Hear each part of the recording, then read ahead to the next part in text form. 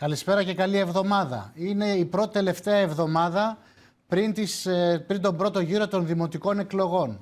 Ήδη στη Δημοτική Τηλεόραση Θεσσαλονίκης παρακολουθείτε πολλούς υποψηφίους, συζητήσεις, τέτα-τέτ, οργανωμένες, για να έχετε μια πλήρη εικόνα ή όσο το δυνατόν πιο πλήρη εικόνα για το προεκλογικό τοπίο στον Δήμο σας και τους ανθρώπους που διεκδικούν την ψήφο σας, την ψήφο μας.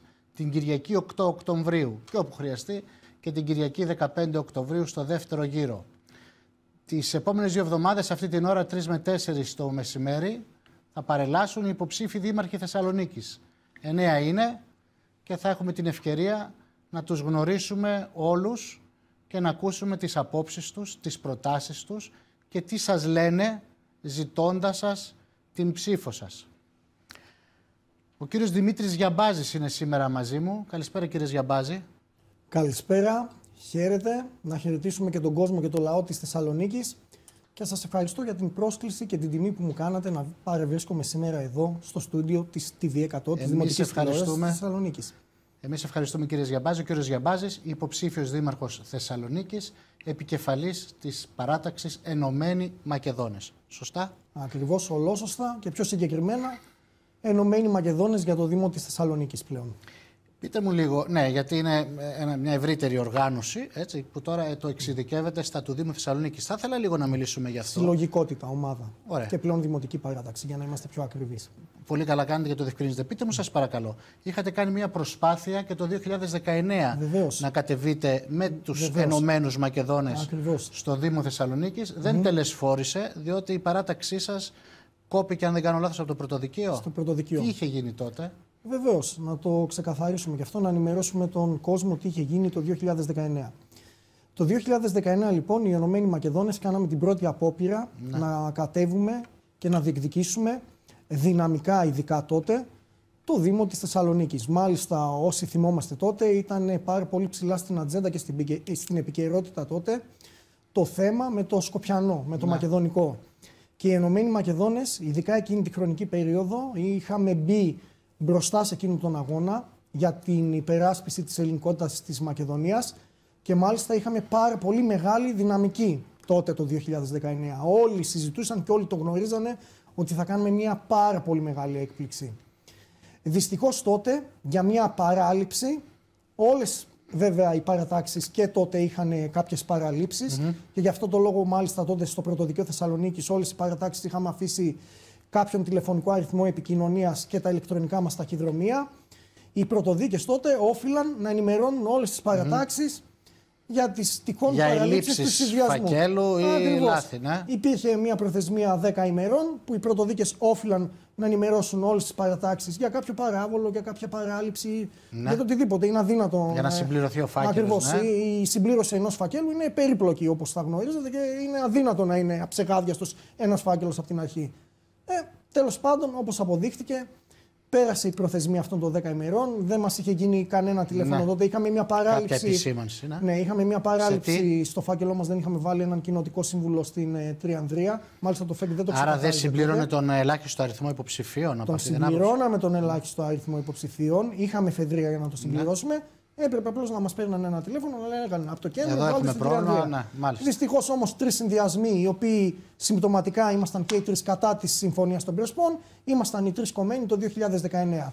Ρόδα όμως και γυρίζει. Ρόδα όμως είναι και γυρίζει. Επιμείνατε εσείς και τώρα δεν υπάρχει κάποιο πρόβλημα. Αυτό όχι μόνο δεν μας απογοήτευσε, αλλά μας πείσμωσε, μας δυνάμωσε, μας έδωσε εμπειρία, μας έκανε ακόμα πιο γνωστούς στο κοινό της Θεσσαλονίκης.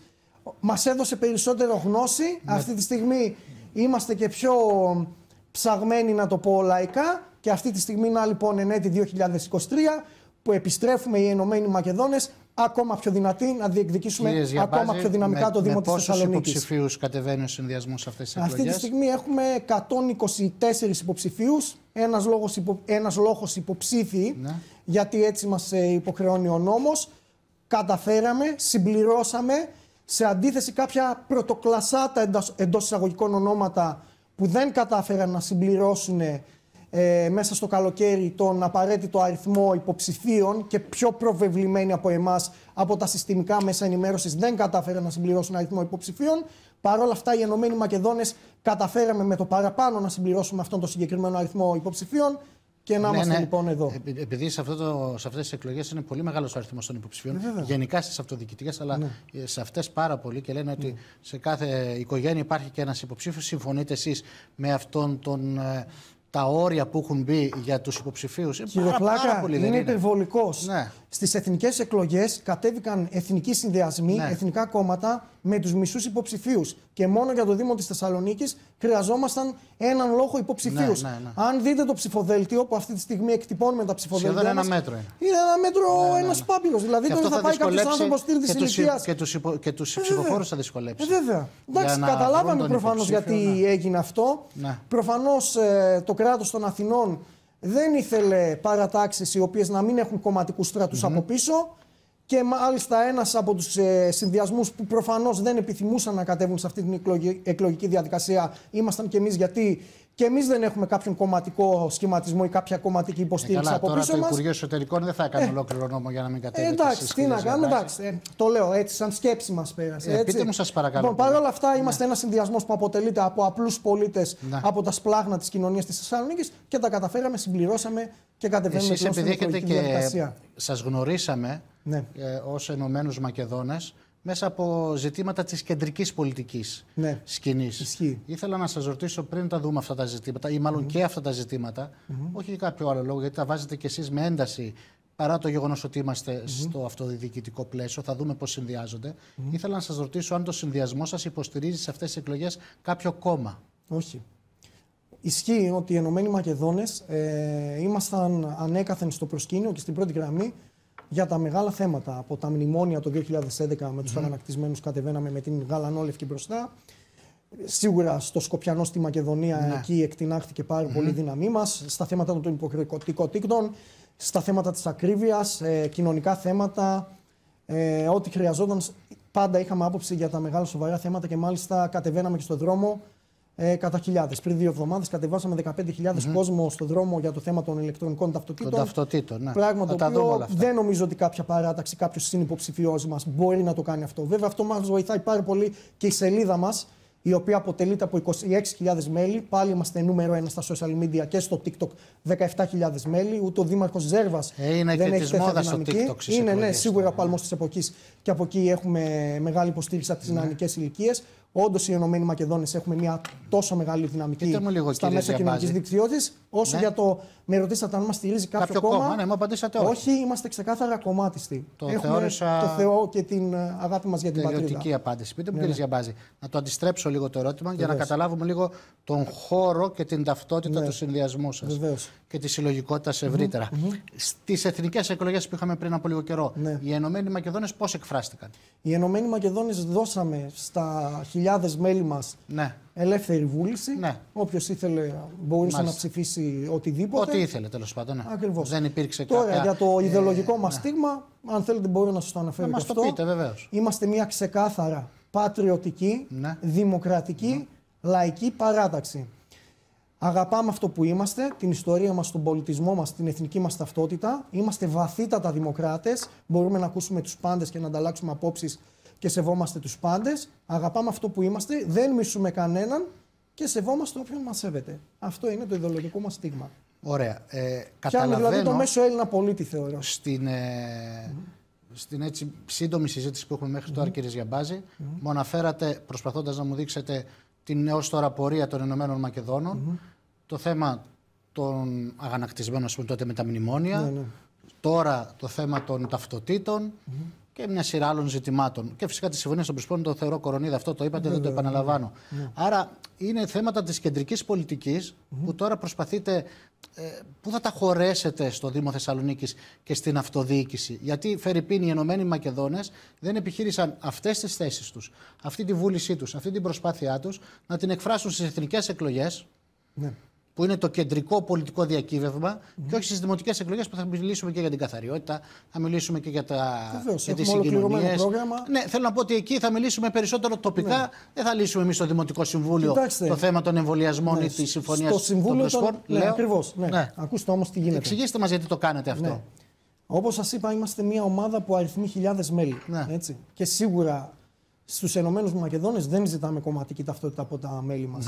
Έχουμε ακομμάτιστους, έχουμε από το χώρο της δεξιάς, κεντροδεξιάς, κέντρου, ακροδεξιάς, ακόμα και από την πατριωτική αριστερά. Και ακομμάτιστους έχουμε στην πλειοψηφία μας, είμαστε ακομμάτιστοι.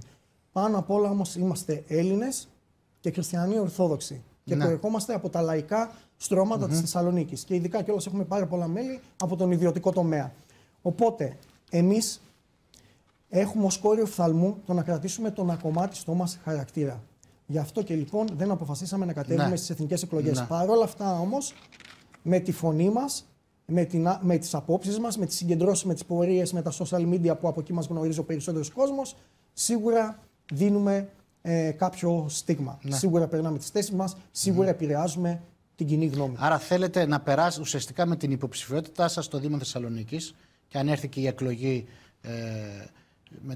μετά τις εκλογές, θέλετε ουσιαστικά να περάσετε αυτά τα μηνύματα μέσα από ένα φορέα, ένα θεσμό, ένα όργανο που έχει μία απήχηση. Ακριβώς. Ναι. Να σας δώσω ένα παράδειγμα. Θέλω να πω ότι είναι κεντρικά πολιτικά ζητήματα τα οποία θέλετε να τα περάσετε μέσα από μια τοπική ατζέντα. Βεβαίως. Να σας δώσω 2 παραδείγματα. Οξύμορο δεν είναι αυτό? Όχι, καθόλου. Και μάλιστα συνέβη και στο παρελθόν. Δεν διαφωνώ σε αυτό. Να σας θυμίσω, ο κύριος Μπουτάρης, όσο ήταν δήμαρχος, είχε και αυτός θέσεις για τα θέματα της κεντρικής πολιτικής σκηνής. Ήταν από την αντίθετη πλευρά, είχε όμως. Επηρέαζε και αυτός με την γνώμη του ως θεσμός, ως δήμαρχος της Θεσσαλονίκης. Να σας πάω και παλιότερα.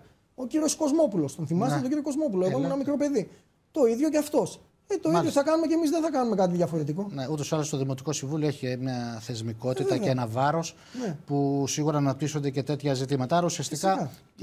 Άρα καταλαβαίνω ότι ο πρώτος στόχος, διαβάζοντας και το φυλάδιό σας, είναι να αναδείξετε τις θέσεις σας πάνω στα κεντρικά, στα μεγάλα πολιτικά ζητήματα και μετά να δούμε τα τοπικά ζητήματα. Ναι. Πριν ξεκινήσουμε και για τα τοπικά θέματα, να σας δώσω και μια θέση κιόλας βασική μας που την έχουμε και πολύ ψηλά στην ατζέντα μας, στο πρόγραμμά μας των Ηνωμένων Μακεδόνων. Μία από τις βασικές μας θέσεις των Ηνωμένων Μακεδόνων είναι να αναδείξουμε την αυθεντική ταυτότητα της πόλης μας, της Θεσσαλονίκης μας, η οποία δεν είναι άλλη από την ελληνική, μακεδονική και βυζαντινή ταυτότητα της πόλης. Αυτό συνδυάζεται. Ως πολιτιστικό, τουριστικό κεφάλαιο κτλ. Ακριβώς. Ως πολιτιστικό κεφάλαιο, ως τουριστικό κεφάλαιο, ως ένα κεφάλαιο το οποίο μπορεί να αναδείξει τη Θεσσαλονίκη ως ένα διεθνές, ευρωπαϊκό και παγκόσμιο brand name, αλλά και ως προς μακροπρόθεσμα και να φέρει και όλα σε έσοδα και στο Ταμείο του Δήμου της Θεσσαλονίκης. Το έχετε δουλέψει αυτό πιο, εκτός από μια πρόταση, μια ιδέα, ένα όραμα αν θέλετε, το έχετε δουλέψει πιο συγκεκριμένα? Φυσικά. Για να μας πείτε πώς, εξηγήστε μας, πώς μπορεί να γίνει? Ναι, όποιος μας παρακολουθεί και βλέπει και όλα συγκεκριμένα τις θέσεις που ανεβάζουμε. Ναι, ας πούμε ότι δεν τις γνωρίζει. Ναι, λοιπόν, τι εννοούμε? Θέλουμε να αναδείξουμε την αυθεντική ταυτότητα της πόλης. Καταρχήν θέλουμε, συνεπάγεται και με το κομμάτι της καθαριότητας αυτό, γιατί δεν γίνεται πλέον η Θεσσαλονίκη, παρουσιάζει μια τριτοκοσμική εικόνα πλέον. Μια πόλη ρημαγμένη, με γκραφίτι, με βανδαλισμούς, με γεμάτους κάδους από σκουπίδια. Το πρώτο πράγμα που θέλουμε καταρχήν είναι να κάνουμε το αυτονόητο, να βελτιώσουμε την αισθητική της πόλης μας. Ειδικά κάποιες γειτονιές της Θεσσαλονίκης είναι λες και είσαι στις φαβέλες του Ρίο ντε Τζανέιρο στη Βραζιλία. Λοιπόν, εμείς οι Ενωμένοι Μακεδόνες, που κατά πλειοψηφία μας κιόλας είμαστε νέοι άνθρωποι και έχουμε γυρίσει κιόλας κάποιες προηγμένες πόλεις της Ευρώπης πάνω σε αυτό το κομμάτι της καθαριότητας και της αισθητικής, δεν θα συνηθίσουμε ποτέ στην κακογουστιά, στο ρημαδιό, στη βρωμιά και σε αυτή την τριτοκοσμική εικόνα της Θεσσαλονίκης.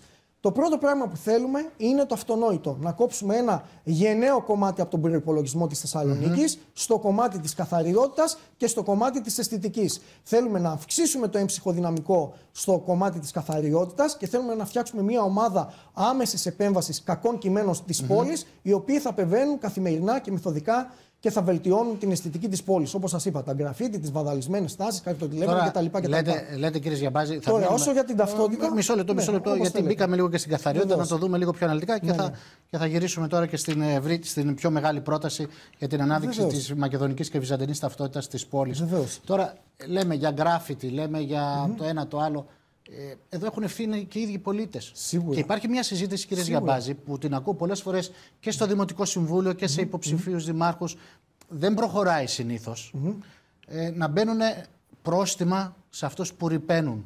Πάει ο άλλος ο καταστηματάρχης Φερρυπίν και αφήνει 2 σακούλες από το κατάστημα έξω από τον κάδο.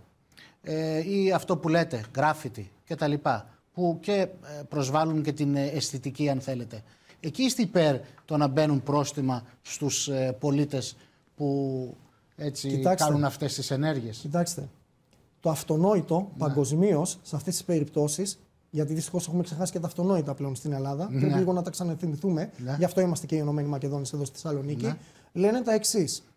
Πρώτα, σε αυτά τα θέματα είναι η προτεραιότητα θέμα παιδείας, θέμα κουλτούρας, θέμα ενημέρωσης. Αυτό μπορεί συμπληρωματικά να το διευκαιρεώσει και να το προχωρήσει και η εκάστοτε Δημοτική Αρχή της Θεσσαλονίκης. Από τις μικρές ηλικίες, από τα νήπια, να το βάλουμε στο σεβασμό στο δημόσιο χώρο, λέτε και στην. Βέβαια, να ξαναθυμηθούμε λίγο. Δεν το έχουμε αυτό. Αυτό δεν το έχουμε. Όχι, δεν το έχουμε. Εγώ βλέπω στα σχολεία, βλέπω την ανιψιά μου τώρα που είναι νηπιάκι. Δεν της το περνάνε στην κουλτούρα. Και σας ρωτάω εγώ, κύριε Γιαμπάζη, όταν ο πολίτης δεν σέβεται οτιδήποτε δημόσιο. Να σας πω ένα πιο χοντρό παράδειγμα. Δεν θα διαφωνήσω σε αυτό μαζί σας. Όχι, αλίμονο. Αλλά εσείς καταθέτετε μια πολιτική πρόταση. Και πάει και παρκάρει στο πάρκο μπροστά, στη ράμπα των αναπήρων. Δεν σέβεται το δημόσιο. Το θεωρεί ιδιωτικό. Εκεί πρέπει λοιπόν να υπάρξει ο πέλεκης του προστίμου από την πλευρά του Δήμου Θεσσαλονίκης. Πρώτα είναι η πρόληψη και μετά είναι και η καταστολή. Εμείς δεν είμαστε. Όπως σας είπα, είμαι υπέρ των αυτονόητων προτάσεων. Ναι, πρώτα θα κάνουμε την πρόληψη. Πρώτα θα περάσουμε την κουλτούρα της καθαριότητας, του σεβασμού, της ευγένειας. Αυτό μπορεί να γίνει από την παιδεία. Είμαστε στην εποχή των social media, των μέσων κοινωνικής δικτύωσης. Μπορούμε να κάνουμε καμπάνιες. Μπορεί εδώ η τηλεόραση, η δημοτική τηλεόραση να βοηθήσει πάνω σε αυτό το κομμάτι. Μπορούμε να το κάνουμε άμεσα ενημέρωση στον κόσμο. Λοιπόν, και από εκεί και πέρα, πρώτα θέλουμε να κάνουμε την πρόληψη και μετά, αν χρειαστεί, να περάσουμε στο επίπεδο της καταστολής. Εμείς είμαστε πρώτα υπέρ, φυσικά, να δώσουμε το μεγαλύτερο βάρος στην πρόληψη, να αποκτήσει παιδεία, κουλτούρα. Θα σας πω και ένα εξής παράδειγμα για την ευγένεια που σας είπα. Ναι. Το οποίο και πάνω σε αυτό το κομμάτι δεν το έχουμε δουλέψει καθόλου εδώ στην Ελλάδα. Μόνο σε κάποιες πόλεις της Ελλάδας το έχω δει αυτό. Έχουν προτεραιότητα, για παράδειγμα, οι πεζοί. Δεν είναι δυνατόν να πηγαίνει σε μια διάβαση που να μην έχει φανάρι. Δεν χρειάζεται να έχει φανάρι. Ναι. Αλλά λίγο ευγένεια, λίγο καλοσύνη. Ναι, θα πρέπει ο οδηγός να αφήσει τον πεζό να περάσει. Καλά, δηλαδή στο εξωτερικό συμβαίνει αυτό. Εγώ πήγα στη Βουδαπέστη. Καλοσύνη και ευγένεια είναι εφαρμογή του ΚΟΚ. Ο ΚΟΚ το προβλέπει. Ακριβώς. Όπου δεν υπάρχει φανάρι και υπάρχει διάβαση. Είναι και παιδείας και κουλτούρας όμως. Αλλά δεν εφαρμόζεται. Εγώ πήγα στο εξωτερικό, στη Βιέννη, στην Βουδαπέστη. Πας στη διάβαση, σταματάνε εκεί με ευγένεια οι οδηγοί. Εδώ βλέπω έρχονται τουρίστες στη Θεσσαλονίκη, σταματάνε στη διάβαση και φοβούνται με τους πατήσεις του αμάξι. Σας βλέπω, κύριε Γιαμπάζη. Και παθαίνουν πολιτισμικό σοκ. Αυτό πρέπει να αλλάξει. Να έχετε έναν δημοτικό αστυνομικό σε κάθε διάβαση και να βαράτε πρόστιμα. Είπα, είναι θέμα παιδείας και κουλτούρας. Πρώτα εκεί πρέπει να ρίξουμε το βάρος. Πείτε μου, σας παρακαλώ πολύ, θεωρείτε τη Θεσσαλονίκη. Δεν ξεχνάω ότι σας διέκοψα πάνω στην κεντρική σας πρόταση για το μακεδονικό και βυζαντινό στίγμα της πόλης, που είναι και η ιστορία της. Θα το συζητήσουμε, έχουμε αρκετό χρόνο. Αλλά μπήκαμε λίγο στα πιο καθημερινά τώρα. Θεωρείτε τη Θεσσαλονίκη μια ασφαλή πόλη, κύριε Γιαμπάζη? Όχι, ειδικά σε κάποιες γειτονιές. Όπως? Στην Ξηροκρίνη, στη Ροτόντα, στην Τούμπα σε κάποιες γειτονιές. Τι σας προβληματίζει? Στο Φάληρο, στο παραλιακό μέτωπο. Τι μας προβληματίζει? Πιστεύω όλοι οι πολίτες εδώ της ίδιας πόλης είμαστε. Η Θεσσαλονίκη δεν είναι καμία πόλη αχάνης που δεν γνωριζόμαστε μεταξύ μας ή δεν γνωρίζουμε την κάθε γειτονιά. Μην κοροϊδευόμαστε και μεταξύ μας. Έχει κάποιες γειτονιές η Θεσσαλονίκη όπου η παραβατικότητα χτυπάει κόκκινο. Μετά τις 9-10 το βράδυ, όταν πέφτει το σκοτάδι, δεν μπορείς να κυκλοφορήσεις. Έχουμε έντονη παραβατικότητα, έχουμε εμπόριο ναρκωτικών, έχουμε παρεμπόριο, έχουμε δει παρεμπόριο μπροστά από το Λευκό Πύργο τις Κυριακές. Συγγνώμη, κύριε Πλάκα, μπροστά στον πύργο του Άιφελ έχει παρεμπόριο, μπροστά στο Big Ben έχει παρεμπόριο, μπροστά στο Κολοσσέο έχει παρεμπόριο. Εδώ στο Λευκό Πύργο μπροστά, γιατί έχουμε παρεμπόριο απόγευμα Κυριακής. Δεν τα βλέπει αυτά η Δημοτική Αρχή. Έχει δίπλα μαγαζάτορες καταστηματάρχες οι οποίοι πληρώνουν νίκη, πληρώνουν ΦΠΑ, πληρώνουν δημοτικά τέλη, πληρώνουν τους υπαλλήλους τους, πληρώνουν την εφορία κανονικά. Τι είναι αυτή δηλαδή, τα κορόιδα είναι? Προτείνεται αύξηση και της αστυνόμευσης στο σκληρό κλάδο της ασφάλειας και της δημοτικής περιπολίας για τα παρεμπόρια. Η δημοτική αστυνομία δεν είναι παγκοσμίως μόνο για να κόβει κλήσεις στα αυτοκίνητα όπως είναι εδώ στη Θεσσαλονίκη. Βγαίνουν μόνο και κόβουν κλήσεις στα παιδιά. Σίγουρα, άμα χρειαστεί, θα το κάνουν και αυτό. Αλλά η δημοτική αστυνομία, ο ρόλος της είναι να διαφυλάτει την ασφάλεια των πολιτών. Πρώτον και κύριον πρέπει να είναι τα μάτια της αστυνομίας, να ενημερώνουν την αστυνομία για τα κακό κείμενα που συμβαίνουν στην πόλη και αν χρειαστεί να έχουν και κάποιον ελαφρύ εξοπλισμό σε ακραίες περιπτώσεις, όπως είναι και στο εξωτερικό δηλαδή. Να έχουν κάποιο γκλόπ, χειροπέδες, τίζερ. Εντάξει, επικουρικά ας τα έχουν αυτά. Ας είναι τουλάχιστον τα μάτια της αστυνομίας. Και από εκεί και πέρα υπάρχουν κάποιες γειτόνιες οι οποίες έχουν έλλειψη φωτισμού. Έχουμε έλλειψη φωτισμού ακόμα και σε κεντρικά σημεία. Αν προχωρήσετε ακόμα και στο παραλιακό μέτωπο, το οποίο είναι το πιο τουριστικό κομμάτι εδώ της Θεσσαλονίκης, δίπλα από το Λευκό Πύργο και δίπλα από το Μέγα Αλέξανδρο, στο πάρκο του Μεγάλου Αλεξάνδρου, δεν υπάρχει φωτισμός. Ακόμα και εδώ απέναντι από το Δημαρχιακό Μέγαρο. Εγώ σας δίνω πιθανότητες 50-50 να περάσει κάποιος βράδυ μετά τις 10 από εκεί πέρα και να μην του ληστέψουν το κινητό του ή το πορτοφόλι του. Δεν υπάρχουν τα αυτονόητα σε αυτήν εδώ την πόλη. Γι' αυτό είμαστε οι Ενωμένοι Μακεδόνες, για να θυμίσουμε τα αυτονόητα στον πολίτη της Θεσσαλονίκης. Δεν θα συνηθίσουμε ούτε στο ρημαδιό, ούτε στην παρακμή, ούτε στην κακαγουστιά. Κύριε Ζιαμπάζη, αναφερόμενος στα της Δημοτικής Αστυνομίας, μιλήσατε και για τις κλήσεις κτλ. Στο σύστημα ελεγχόμενης στάθμευσης που υπάρχει στο Δήμο Θεσσαλονίκης, θα το συνεχίσετε εσείς? Για αυτό το σύστημα, καταρχήν, με αγγίζεται σε ένα πολύ ευαίσθητο κομμάτι. Ξέρετε, εγώ είμαι Θεσσαλονικιός, γέννημα Θρέμα, από τη γειτονιά Αγίου Δημητρίου με Κασάνδρου. Ναι. Οπότε, όσοι είμαστε ειδικά από εκεί και από τις γειτονιές του κέντρου, γνωρίζουμε πάρα πολύ καλά ότι το θέμα του πάρκινγκ στη Θεσσαλονίκη είναι ένα θέμα το οποίο μας πονάει πάρα πολύ και έχουμε εξοδέψει πάρα πολλές ώρες πολύτιμες από τη ζωή μας για να βρούμε θέσεις πάρκινγκ. Τι θα μπορούσε να γίνει? Λοιπόν, το πρόβλημα, όπως λέτε, το βιώνουμε. Ναι. Καταρχήν πρέπει αυτό το θέμα να το κοιτάξουμε από τη βάση του. Να το κοιτάξουμε πώς θα δώσουμε πιο ριζικές και ουσιαστικές λύσεις πάνω για το θέμα του πάρκινγκ. Ως Ενωμένοι Μακεδόνες για το θέμα του πάρκινγκ έχουμε να προτείνουμε τα εξής. Θα πάρουμε καταρχήν το χάρτη της Θεσσαλονίκης. Θα δούμε σπιθαμή προς σπιθαμή που έχουμε ελεύθερους χώρους, δημοτικά και περιφερειακά οικόπεδα και θα εκμεταλλευτούμε μέχρι και την παραμικρή σπιθαμή αυτής της πόλης για να βρούμε θέσεις πάρκινγκ. Κύριε Ζιαμπάζη. Το 2019 σε αυτό εδώ το στούντιο είχα κάνει πρώτη φορά πρόταση να γίνει δημοτικό πάρκινγκ στην περιοχή του Ποσειδονίου. Και χαίρομαι πάρα πολύ που εισακούστηκε αυτό το θέμα. Αν ήμασταν ήδη στο Δημοτικό Συμβούλιο της Θεσσαλονίκης, θα δίναμε και άλλες χρήσιμες προτάσεις. Δεν έγινε τώρα πάρκινγκ στο Ποσειδόνιο. Τώρα ανακατασκευάστηκε. Τώρα... Δεν έχει σημασία, είναι ένα βήμα προόδου κι αυτό. Βεβαίως. Λοιπόν, εμείς προτείνουμε τουλάχιστον άλλες 15.000 θέσεις πάρκινγκ. Ναι, πού θα τις βρούμε αυτό? Πού θα τις βρούμε? Στη θέση του λιμανιού. Μπορούμε να επεκτείνουμε την προβλήτα. Στη θέση των σφαγείων. Στη θέση του Αγίου Παύλου.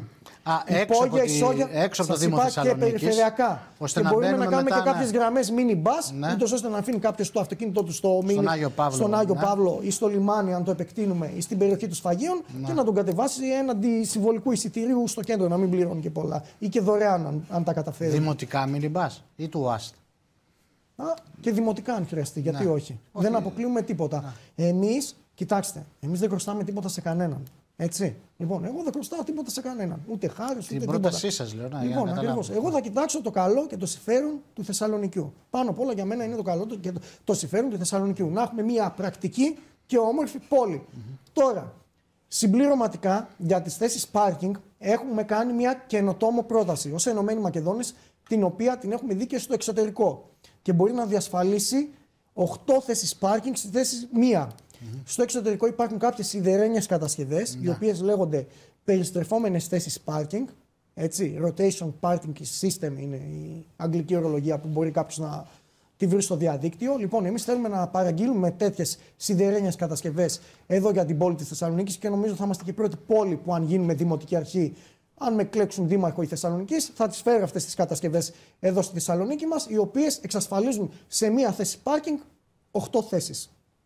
Είναι μία από τις προτάσεις μας για το πάρκινγκ, η οποία θα δώσει ανάσα κιόλας. Δεν μου είπατε, έτσι πιάσαμε τώρα τη γενικότερη συζήτηση, αν και όπως είπατε σας πονάει και προσωπικά το θέμα, ως κάτοικος μιας δύσκολης περιοχής. Πανδύσκολης θα έλεγα, έχω ξοδέψει πάρα πολλές ώρες πάρκινγκ. Στη στάθμευση. Σας είπα όμως 3-4 από τις λύσεις. Όχι αλίμονο.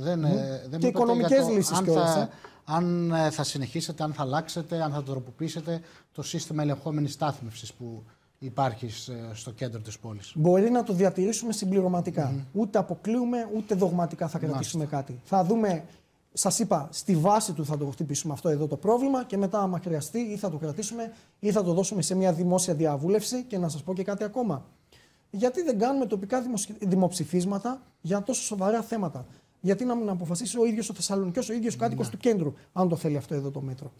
Μπορούμε να το θέσουμε σαν ένα τοπικό δημοψήφισμα κιόλας. Το κάνω και πρώτη φορά, νομίζω και είμαι και ο πρώτος υποψήφιος που θέτει το θέμα των τοπικών δημοψηφισμάτων. Οι κάτοικοι του κέντρου να αποφασίσουν αν οι ίδιοι θέλουν το συγκεκριμένο μέτρο στις περιοχές τους. Καλά, εσείς θα κάνετε πολιτική βάση του τι λέει ο κόσμος ή βάση του δικού σας σχεδίου? Εσείς θα ακολουθείτε τον κόσμο και τα δύο. Ή θα ηγήσετε? Και τα δύο. Σε κάποια θέματα θα έχουμε το δικό μας το πρόγραμμα, αλλά σε κάποια θέματα που ανάλογα τις συγκυρίες, σας είπα, πρώτα θα κοιτάξουμε να αυξήσουμε τις θέσεις πάρκινγκ, θα κοιτάξουμε να φέρουμε κάποιες κατασκευές. Στους πολίτες, θέλετε να κάνουμε το σχέδιο για τη Μακεδονική και Βυζαντινή Θεσσαλονίκη? Αυτό ήδη είναι μια προεκλογική μας. Μισό λεπτό. Θα σας πούνε όχι, Φερρυπίν, και εσείς θα πείτε ναι. Όχι, βέβαια. Θα ακολουθήσετε αυτό το πρόγραμμα. Αυτό είναι μια προεκλογική μας δέσμευση. Ακριβώς. Ναι. Για πείτε μου γι' αυτό. Λοιπόν, που σας διέκοψα τι εννοούμε για την ελληνική, μακεδονική και βυζαντινή ταυτότητα? Κάθε τουριστική πόλη παγκοσμίως έχει μια συγκεκριμένη ταυτότητα. Έχει κάποιες υπηρεσίες να προσφέρει. Έχει ένα brand name, για να το πω με όρους marketing. Έχουμε δει, όσοι έχουμε ταξιδέψει έτσι λίγο στο εξωτερικό, έχουμε δει κάποιες παραστάσεις στο εξωτερικό. Για παράδειγμα, όταν πας στη Μεγάλη Βρετανία, θα δεις εκεί πέρα έχουν πάρκο του Peter Pan. Όταν πας στη Γένοβα, έχουν ένα μπαλκόνι εκεί στη Γένοβα, κύριε Πλάκα, το οποίο λένε ότι είναι το μπαλκόνι του Ρωμαίου και της Ιουλιέτας, το οποίο ήταν ένα ατραξιόν, δηλαδή. Ακριβώς, ήταν ένα μυθιστόρημα του Σέξπιρ, το οποίο μάλιστα συγκεντρώνει δεκάδες εκατομμύρια τουρίστες ετησίως. Εσείς λοιπόν σκέφτεστε να προβάλλετε Βυζαντινούς αυτοκράτορες, στη Μάλτα που πήγα το Μεγαλέξανδρο κτλ. Στη Μάλτα που πήγα και την επισκέφτηκα, είχε χωριό του Ποπάι, ένα κόμικ. Ναι, ωραία. Ακόμα και στα Σκόπια, όταν πέρασα, που είχα να επισκεφτώ τη Σερβία κάποια συγκεκριμένη χρονική περίοδο, οι Σκοπιανοί, οι Σλάβοι Σκοπιανοί, καθαρά Σλάβοι Σκοπιανοί, έχουν κατακλέψει την ιστορία μας. Πουλάνε μακεδονισμό. Βέβαια με κίτσα αισθητική, αλλά όμως τους έχει αυξήσει αυτόν τον τουρισμό και τους έχει δώσει μια ψεύτικη ταυτότητα. Και εμείς εδώ που είμαστε το λίκνο του μακεδονικού πολιτισμού, που έχουμε πραγματική ιστορία, δεν πλασάρουμε και δεν χρησιμοποιούμε, αλλά και δεν αναδεικνύουμε την αυθεντική μας ταυτότητα. Και τι εννοώ? Ως Δημήτρης Γιαμπάζης, αν με τιμήσουν οι Θεσσαλονικείς Μακεδόνες να λάβω το αξίωμα του Δημάρχου της Θεσσαλονίκης, δεσμεύομαι στην περιοχή του Λευκού Πύργου να στήσουμε άγαλμα του γενάρχη των Μακεδόνων Καράνου, του Έλληνα πρίγκιπα από το Άργος.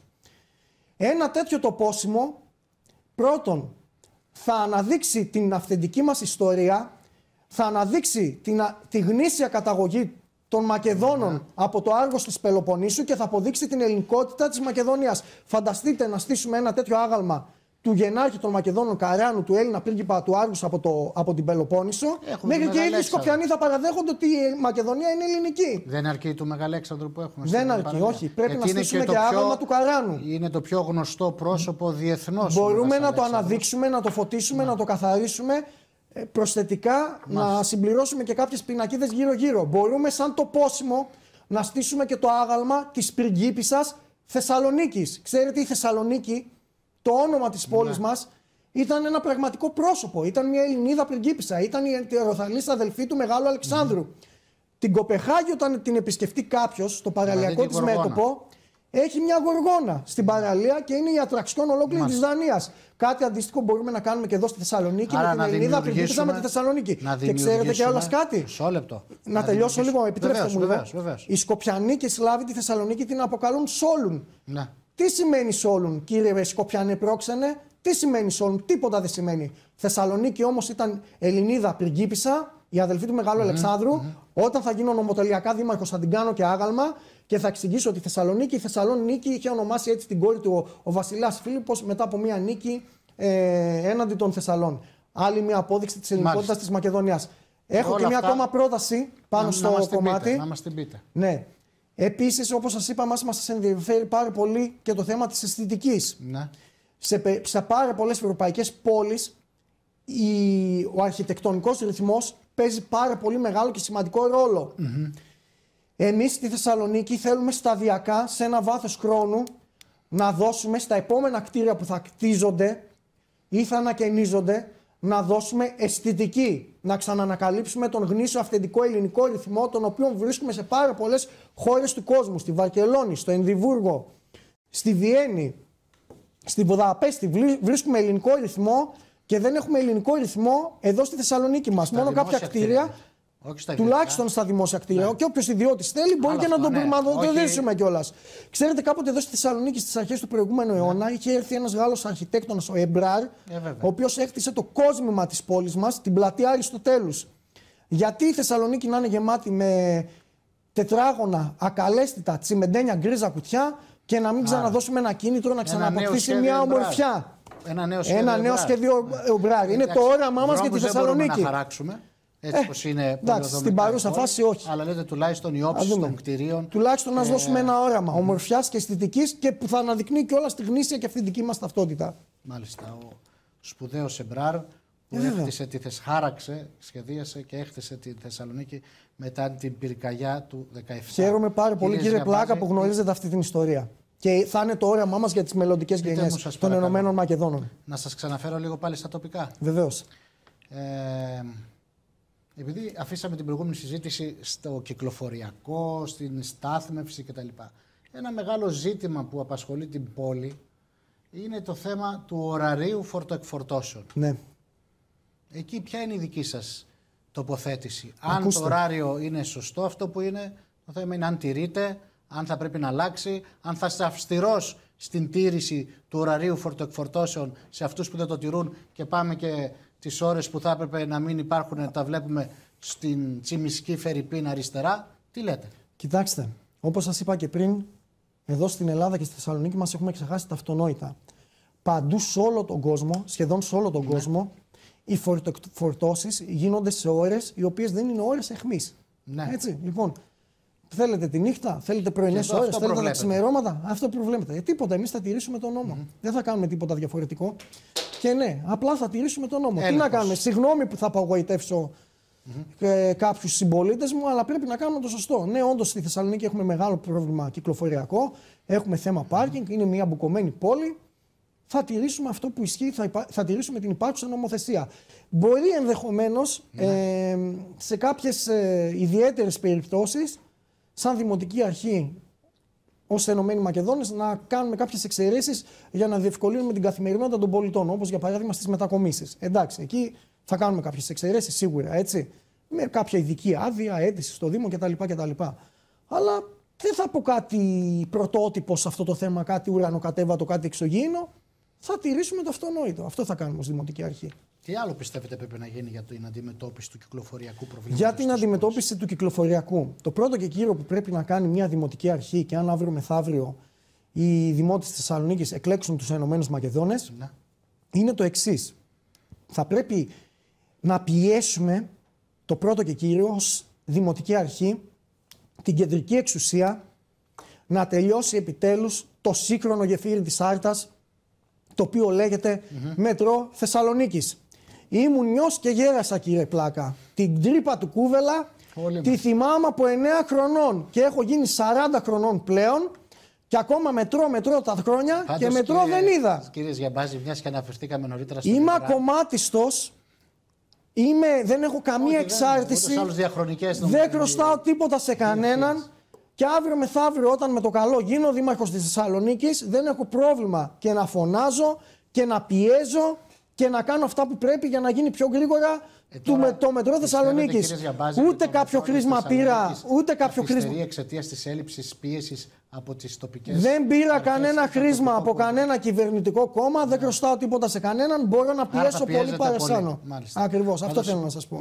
Και θα το κάνω κιόλας. Για τον Εμπράρ. Ναι. Ήταν ο πρώτος που όταν έκανε το σχέδιο της Θεσσαλονίκης προέβλεψε και υπόγειο σιδηρόδρομο στην πόλη. Και τραμ. Άρα δεν το συζητάμε. Και τραμ. Με προλάβατε. Με προλάβατε. Αυτό... Θέλετε να σας αναπτύξω την πρότασή μας για το κυκλοφοριακό? Έχουμε και άλλες 2-3 προτάσεις. Ναι, θέλω να τις πρακτικές, απλές, φθηνές. Θέλω να τις ακούσω. Λοιπόν, για τις δυτικές συνοικίες, καταρχήν εγώ, αν ζούσα πριν, δεν ήμουνα. Εντάξει, τι να κάνω, το 1983 γεννήθηκα, τότε τη δεκαετία του 90 ήμουνα μικρό παιδί, ξέρω εγώ, εδώ στη Θεσσαλονίκη. Λοιπόν, αν είχα κάποιο αξίωμα εκείνη την εποχή, Εγώ θα τασόμουν κατά του μετρό, για να σας είμαι ειλικρινής. Το θεωρώ φαραωνικό έργο, θα το θεωρούσα φαραωνικό έργο. Πάει αυτό έγινε. Δύσκολο για τη Θεσσαλονίκη, πολύ αρχαιολογική χώρα από τώρα κάτω. κοιτάμε να το τελειώσουμε. Τώρα. Λοιπόν, τέλος πάντων, εγώ τότε θα πρότεινα την εναλλακτική λύση του τραμ. Ναι. Τραμ είχε η Θεσσαλονίκη μέχρι τη δεκαετία του 50. Έχει κάποιους δρόμους που θα μπορούσε να πάρει κάποια γραμμή από πίσω. Ναι. Τουλάχιστον τώρα στο σημείο που φτάσαμε, η Θεσσαλονίκη θα μπορούσε να έχει μια σύνδεση τραμ με τις δυτικές συνοικίες. Στην οδό Λαγκαδά, Εύωσμο κτλ. Σταυρούπολη κτλ. Είναι μια εφικτή λύση που έστω την ίστατη στιγμή συμπληρωματικά άρα, θα μπορούσε να βοηθήσει το κυκλοφοριακό. Επειδή συζητάμε, το άκουσα και τον Πρωθυπουργό να μιλάει στην έκθεση για την επέκταση στα δυτικά, εσείς λέτε όχι επέκταση μετρό στα δυτικά, καλύτερα. Αφού τώρα σχεδιάζεται τραμ στα δυτικά. Γραμμή μετρό για τα δυτικά. Εγώ θα μπορούσα αυτό να το κάνω σαν μια συμπληρωματική πρόταση. Μία, δύο, τρεις γραμμές που να συνδέουν τις δυτικές συνοικίες με το κέντρο της Θεσσαλονίκης θα βοηθούσε απίστευτα πολύ στην αποσυμφόρηση της πόλης. Δεύτερο μέτρο. Στις ανατολικές συνοικίες, έτσι όπως έχουμε μια τουριστική πλοϊκή γραμμή, η οποία φεύγει προς τα περίχωρα της πόλης, θα μπορούσαν συμπληρωματικά κάποιες ακτοπλοϊκές γραμμές από το Λευκό Πύργο να συνδέουν το κέντρο με τις ανατολικές συνοικίες. Και εκεί 2-3 γραμμές θα μπορούσαμε να βάλουμε. Αυτό νομίζω πολλές φορές έχει εξεταστεί και δεν βγαίνει βιώσιμο πάντως, κύριε Ζημβάση. Γιατί, ας το δοκιμάσουμε. Μην είναι τόσο συχνά τα δρομολόγια. Ας το δοκιμάσουμε. Τώρα εντάξει, μπορεί να έχουμε κάποιες αντιδράσεις από κάποιους φορείς. Δεν μας ενδιαφέρει, δεν χρωστάμε και πάλι. Θαλάσσια συγκοινωνία, επομένως. Θαλάσσια συγκοινωνία, έστω τους καλοκαιρινούς μήνες, έναντι συμβολικού ποσού συμπληρωματικά. Και το τελευταίο τρίτο μέτρο που έχουμε να προτείνουμε ως προς τις συγκοινωνίες, εμένα μου αρέσει πάρα πολύ το λύση του mini bus. Την έχω δει σε κάποιες ευρωπαϊκές πόλεις. Τώρα νομίζω και το Ηράκλειο της Κρήτης εφάρμοσε τη λύση του mini bus και μάλιστα είδαμε επιτυχία.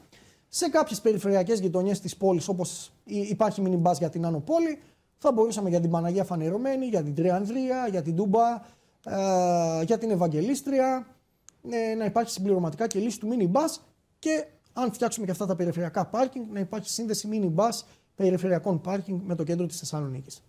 Αυτή η οικονομική λύση κιόλας. Το flyover το θέλετε? Σε μια ιδανική κοινωνία, αν ζούσαμε σε ένα ιδανικό κράτος, ας γινόταν. Αλλά πιστεύω και αυτό θα είναι ένα δεύτερο της άρετας. Το βάζετε σε αυτή τη διάσταση, όχι στη διάσταση ότι θα υπάρχει μια επίπτωση στο κυκλοφοριακό της πόλης. Κοιτάξτε. Γιατί δεν ξέρω κάποιο μεγάλο έργο να γίνεται χωρίς κάποια ταλαιπωρία. Θα μου πείτε πρέπει να μελετήσουμε την ελάχιστη ταλαιπωρία. Εντάξει, την ελάχιστη ταλαιπωρία. Αν θα γινόταν γρήγορα ένα flyover μέσα σε μια διάρκεια 2 ετών, ας πούμε, θα ήμουν πολύ υπέρ. Αλλά επειδή ξέρω και το flyover θα καθυστερήσει πάρα πολύ και θα μας ταλαιπωρήσει όπως προαναφέρετε κι εσείς, θα προσπαθούσαμε να βρούμε ως Ενωμένοι Μακεδόνες. Κάτι πιο γρήγορο λέτε. Ακριβώς. Ξέρετε κάτι. Εγώ είμαι άνθρωπος της αγοράς. Είμαι μεθοδικός άνθρωπος. Έχω μάθει στη ζωή να βάζεις τα πόδια σου μέχρι όταν σε παίρνει το κρεβάτι. Εμένα μου αρέσουν οι απλές, πρακτικές και οικονομικές λύσεις. Είμαι ρεαλιστής, είμαι ορθολογιστής. Και ούτε θα τάξω ποτέ στο λαό της Θεσσαλονίκης φαραωνικά έργα. Υπάρχουν ιδιωτικά κεφάλαια. Υπάρχουν και ιδιωτικά κεφάλαια, εντάξει τώρα. Μήπως δεν δούμε τις γνωστές παθογένειες της λειτουργίας του δημοσίου στο θέμα. Όχι, αυτό προσπαθώ να κάνω. Εντάξει, πάμε στο επόμενο θέμα. Ό,τι είχα να σας πω, σας το πρότεινα πάντως για το θέμα το κυκλοφοριακό. Τι σας προβληματίζει ότι θα είναι ιδιώτης το έργο? Όχι, δεν με προβληματίζει. Με προβληματίζει ότι θα πάρει πάλι πολύ μεγάλο βάθος χρόνου για να γίνει. Και θα έχουμε επιπρόσθετη ταλαιπωρία. Εγώ προσωπικά, όπως σας είπα, προτείνω απλές, απτές και οικονομικές λύσεις που θα μας βοηθούσαν άμεσα στην καθημερινότητα. Και αν μας εκλέξει ο μέσος δημότης της Θεσσαλονίκης, αυτό θα κάνουμε και αυτό θα προχωρήσουμε. Με το δίκτυο ποδηλατοδρόμων είστε υπέρ, θα το επεκτείνετε? Είχε γίνει πολλή συζήτηση για την Παπάφη, είχε γίνει πολλή συζήτηση για τη Νέα Εγνατία, για την παραλία. Πολλή συζήτηση για την παραλία. Παν μέτρων άριστον. Δηλαδή... σίγουρα εκτιμώ και σέβομαι τους συμπολίτες ποδηλάτες μας. Και αυξάνονται νομίζω. Με τα πατίνια, με τα ποδήλατα αυξάνονται. Ας αυξάνονται. Καλό είναι αυτό. Είναι ένα θετικό μέτρο. Δεν θέλω να πω ότι δημιουργεί και μια ανάγκη. Δεν ενοχλούν τα παιδιά, αφού βοηθούν στην αποσυμφόρηση. Είναι και ένας ωραίος τρόπος εγκύμνασης. Σίγουρα εγώ τους σέβομαι και τους εκτιμώ και έχω και φίλους κιόλας ποδηλάτες και καλά κάνουν κιόλας και άμα έχουν κουράγιο γι' αυτό. Τίποτα. Με τους ποδηλάτες πρέπει όμως να κάνουμε μια συζήτηση για να μπορέσουμε να βρούμε μια χρυσή τομή. Για να μπορέσουμε να βρούμε λύσεις, για να είμαστε ευτυχισμένοι σε αυτήν την πόλη όλοι. Γιατί να σας δώσω ένα παράδειγμα, έτσι. Ναι. Προφανώς και εσείς χρησιμοποιείτε αυτοκίνητο, έτσι. Ναι. Λοιπόν, και εγώ χρησιμοποιώ αυτοκίνητο. Έχει τύχει να περάσω τώρα Τετάρτη καθημερινή ώρα αιχμής από την παραλιακή. να υπάρχει συμφόρηση στο παραλιακό μέτωπο εκεί στη Λεωφόρο Νίκης, να πηγαίνουμε σημειωτών, να κάνουμε μία ώρα για να πάμε από τα δυτικά στα ανατολικά και δίπλα στον ποδηλατόδρομο να μην περνάει ούτε ένα ποδήλατο. Ναι. Ή ένα ποδήλατο στο τόσο. Το θεωρείτε λογικό εσείς αυτό? Άρα δεν θέλετε το ποδηλατόδρομο σε αυτό το σημείο της Δεν παραλίας. πρέπει να υπάρχει ο ποδηλατόδρομος πάνω στη Λεωφόρο Νίκης. Πρέπει να υπάρχει άλλη μια λωρίδα στη Λεωφόρο Νίκης για να υπάρχει αποσυφόρηση στην πόλη. Τι να κάνουμε? Πού θα τον πηγαίνατε? Αυτό είναι κάτι... μπορεί δίπλα στο Πλακόστρωτο. Όπως ήταν παλιά. Όπως ήταν παλιά. Ναι, λίγο εκεί πέρα. Εκεί να είναι... τονίσουμε την γραμμή και να είμαστε όλοι ευτυχισμένοι. Εγώ θέλω σε αυτή την πόλη να είμαστε όλοι ευτυχισμένοι, κύριε Πλάκα. Ναι. Δεν ήταν ευτυχισμένοι όσοι περπατούσαν, βέβαια, γιατί ήταν στενά. Αλλά τέλος πάντων, ναι, εντάξει, μπορούμε να βρούμε μια χρυσή τομή και πάνε μέτρον άριστον. Να και λέμε για αυτούς που περπατάνε, για να σας ρωτήσω κάτι άλλο, κύριε Σγιαμπάζη. Ναι. Πάμε στις πορείες. Ναι. Δεν περπατάνε φυσικά όσοι πάνε στις πορείες. Διαδηλώνουν, Ναι. για να μην γίνει και καμία παρεξήγηση. Θα θέλατε διαδηλώσεις στα πεζοδρόμια και όχι στους δρόμους? Το λέτε αυτό σε μένα που ήμουν οργανωτής διαδηλώσεων και συγκεντρώσεων. Εκεί δεν κάνετε εσείς στον δρόμο διαδηλώσεις? Κάναμε, πώς δεν κάναμε. 40 χρόνια φούρναρες. Αυτά είπαμε πριν έτσι κι αλλιώς. Λοιπόν, και εντάξει, όλοι γνωρίζουν ότι σε αυτή την πόλη τις πιο πολλές συγκεντρώσεις και διαδηλώσεις οι Ενωμένοι Μακεδόνες και το Πάμε είμαστε αυτοί που τις κάνουμε. Έτσι. Λοιπόν, εμείς με την Γαλανόλευκη και αυτοί με το Σφυροδρέπανο. Σίγουρα και εμείς δεν θέλουμε να ταλαιπωρούμε τον κόσμο, δεν θέλουμε να βάζουμε στα ταλαιπωρία τον κόσμο. Έτσι. Θέλουμε όλοι να είμαστε ευτυχισμένοι. Αλλά σίγουρα όμως και κάποια θέματα πρέπει να τα τονίσουμε, να τα αναδείξουμε. Δεν θέλουμε τον κόσμο να είναι απαθής στο πληκτρολόγιο και στον καναπέ μονάχα. Λοιπόν, και εδώ ναι, πρέπει να βρεθεί μια χρυσή τομή. Θέλεις, κύριε, να διαδηλώσεις, θέλεις, κύριε, να κάνεις μια συγκέντρωση. Ωραία. Πάμε οι μένοι στην πλατεία εκεί του Λευκού Πύργου, πάνε και οι άλλοι πάνω στο άγαλμα του Βενιζέλου, κάνουμε και μια συνεννόηση με την αστυνομία, να μην ενοχλούμε και να μην παρεμποδίζουμε την κυκλοφορία του δρόμου. Και όπως σας είπα, να είμαστε όλοι ευτυχισμένοι, να βρούμε μια χρυσή τομή. Αυτό. Όλα είναι θέμα βούλησης και συνεννόησης. Είναι. Είναι, ναι. Αν υπάρχει καλή διάθεση, γιατί να μην είναι. Είναι. Σας το λέω εγώ που ήμουν διοργανωτής τόσο πολλών συγκεντρώσεων. Άμα ήταν, κύριε Σγιαμπάζη, όλα θέματα συνεννόησης, τουλάχιστον από τη δική μας πλευρά. Δεν θα χρειάζονταν οι νόμοι. Τουλάχιστον, όχι. Εδώ λέω σαν Δήμος. Να τηρηθεί ο νόμος. Δεν έχουμε καμία. Αν θα ζητήσετε. ένσταση. Λοιπόν, το κάνω πιο συγκεκριμένη την Ναι, ερώτηση. ναι. Αν σαν Δήμος θα ζητήσετε πορείες να μην γίνονται στους δρόμους? Θα τηρήσουμε την υπάρχουσα νομοθεσία. Θα κάνουμε συνεννόηση. Εντάξει. Τώρα, το τι είναι το θεωρητικό και το τι είναι πρακτικό, αυτό είναι μια άλλη ιστορία και το γνωρίζουμε όλοι αυτό εδώ. Μια μικρή πόλη είμαστε. Αλλά όσο το δυνατόν, όσο το εφικτόν, θα προσπαθήσουμε να τηρήσουμε και σε αυτή την περίπτωση τον νόμο και το αυτονόητο και να μην υπάρχει παρεμπόδιση της κυκλοφορίας, αλλά και να εκφράζεται ελεύθερα η λαϊκή βούληση. Πάμε λίγο μέσα προς το Δημαρχείο να δούμε λίγο και τα εσωτερικά ζητήματα λειτουργίας ενός Δήμου. Για πάμε. Συμφωνείτε με τον καινούριο νόμο ή ήσασταν υπέρ του παλιού? Ποιο καινούριο νόμο, για την εκλογή των δημάρχων και της απλής αναλογικής, της ενισχυμένης που δίνει το 60% τώρα στην παράταξη αυτού που θα εκλεγεί δήμαρχος. Τώρα έχει και το όριο του 3%. Ναι, κοιτάξτε. Και εδώ πέρα πάλι πρέπει να χρειάζεται ένα μέτρο, έτσι. Σίγουρα δεν γίνεται και κάποια παράταξη να μπαίνει μόλις με 1% μέσα στο Δήμο ή να υπάρχει κατακαιρματισμός μέσα στο Δημοτικό Συμβούλιο και το επόμενο Δημοτικό Συμβούλιο να μην έχει μια κάποια πλειοψηφία για να βγάζει αποφάσεις. Για να διοικήσει, ναι. Λοιπόν, αλλά όχι όμως να φτάνουμε και σε αυτό το σημείο, ένας δήμαρχος να βγαίνει με μια μικρή πλειοψηφία και ξαφνικά να παίρνει τόσο μεγάλη πρημοδότηση. Λοιπόν, ούτε το ένα μας αρέσει, ούτε το άλλο μας αρέσει. Παν μέτρον άριστος, όπως σας είπα πριν. Θα έπρεπε να βγει ένας εκλογικός νόμος, ναι, να υπάρχει το 3%, αλλά να μην υπάρχει και μια τόσο μεγάλη πρημοδότηση για την διοικούσα παράταξη. Είναι ωραίο να υπάρχει και μια κάποια αντιπολίτευση, έτσι. Εγώ είμαι βαθύτατα δημοκράτης, όπως σας είπα. Λοιπόν, πρέπει στα σημερινά δεδομένα που έχουμε σήμερα στην Ελλάδα και στην τοπική αυτοδιοίκηση να υπάρχει μια χρυσή τομή, μια μέση λύση και να υπάρχει διοίκηση στο Δήμο, αλλά και να υπάρχει και αντίθετη άποψη κιόλας. Αυτή είναι η πανδεσία της δημοκρατίας μας. Είστε υπέρ της αξιολόγησης των δημοτικών υπαλλήλων? Είμαστε και στην TV 100, Ξέρετε, εγώ προέρχομαι από τον ιδιωτικό τομέα. Ήμουν και ελεύθερος επαγγελματίας και ιδιωτικός υπάλληλος και πολιτής κτλ. Στον ιδιωτικό τομέα έχουμε αξιολόγηση. Καθημερινή αξιολόγηση, κρινόμαστε καθημερινά από τις επιδόσεις μας, από τις πράξεις μας. Τι κάνουμε καλά, τι κάνουμε σωστά, κρινόμαστε έτσι. Γιατί να μην υπάρχει και στον δημόσιο τομέα? Ναι, είμαι υπέρ. Θα διώχνετε κάποιον που ήταν κάτω από την αξιολόγηση, σε χαμηλά επίπεδα αξιολόγησης? Στον ιδιωτικό τομέα πάλι θα σας κάνω μια αντιπρόταση. Από εκεί παίρνω το ερέθισμα της ερώτησης. Αν κάποιος υπάλληλος, ιδιωτικός υπάλληλος, δεν είναι συνεπής, δεν κάνει καλά τα καθήκοντά του, είναι κυφήνας,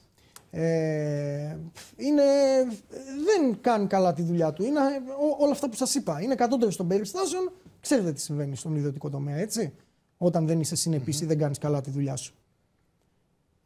Δεν κατάλαβα, παιδιά, ενός Θεού δεν είμαστε όλοι.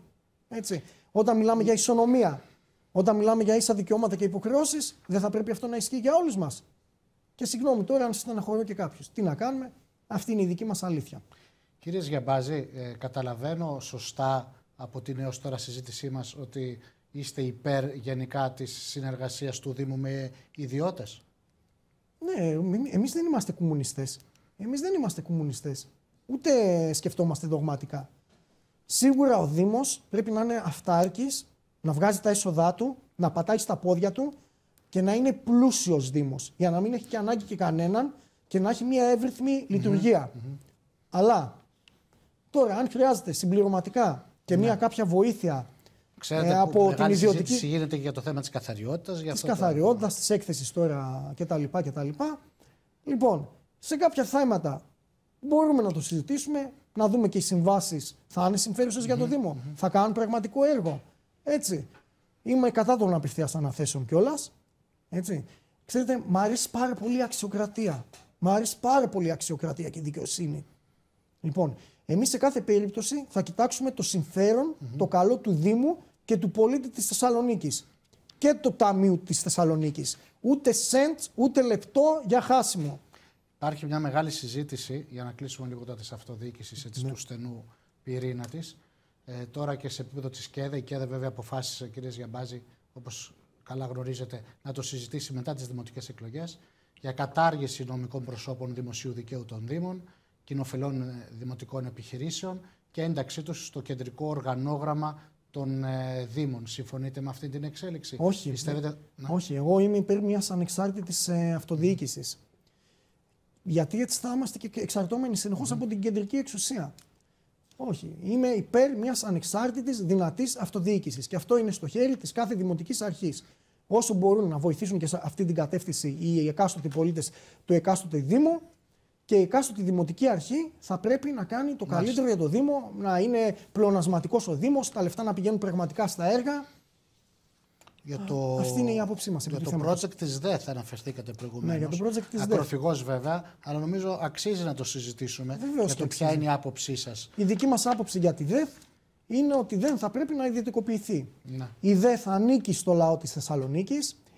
Είμαστε κατά στην ιδιωτικοποίηση της ΔΕΘ, αλλά είμαστε υπέρ στην αναβάθμιση της ΔΕΘ. Ναι, είμαστε υπέρ στην ανάπλαση της ΔΕΘ. Στον ίδιο χώρο να γίνει όπως και προωθείται. Αν ο σχεδιασμός της ΔΕΘ συμπεριλαμβάνει μέσα περισσότερο πράσινο, περισσότερες θέσεις πάρκινγκ, περισσότερη αισθητική και θα βοηθάει κιόλας στην τόνωση της επιχειρηματικότητας της πόλης. Είναι δεδομένο το σχέδιο, για το γνωστό σχέδιο που μιλάμε. Είστε υπέρ αυτού του σχεδίου ανάπλασης? Θα ήταν αρκετά καλό. Ναι. Δεν είμαι κατά του είτε να φύγει στα δυτικά, είτε να φύγει στη Θέρμη, είτε στα λοιπά. Και αυτό το σχέδιο καλό είναι.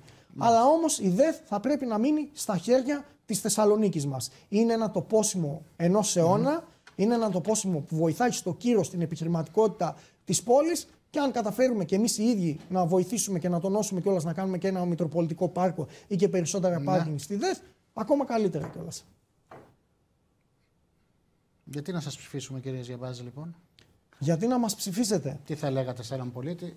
Καλά τα λέτε, καλά δεν τα λέτε, δεν τα λέτε καλά, ξέρω εγώ, κάποιοι. Νομίζω πάρα πολύ καλά τα λέμε. Τα λέμε νομίζω εξαιρετικά. Αυτή την αίσθηση έχουμε εμείς από τον κόσμο. Αυτό το κρίνουν οι πολίτες. Βεβαίως. Κυριακή κοντή γιορτή. Τι θα τους λέγατε λοιπόν? Έτσι, τι θα μας λέγανε? Τι θα τους λέγατε εσείς? Αγαπητοί συμπολίτες μου, συμπατριώτες μου Θεσσαλονικής, γιατί να ψηφίσετε Ενωμένους Μακεδόνες?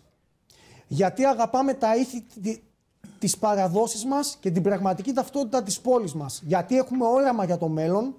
Γιατί είμαστε πεντακάθαροι, άφθαρτοι, έχουμε αξίες, έχουμε ιδανικά πονάμε, αγαπάμε αυτή την πόλη. Είμαστε από τα σπλάχνα αυτή της πόλης. Είμαστε σαν και εσάς. Είμαστε ακριβώς αυτό που ζητάτε.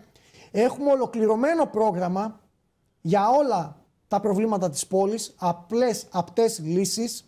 Δεν χρωστάμε τίποτα σε κανέναν.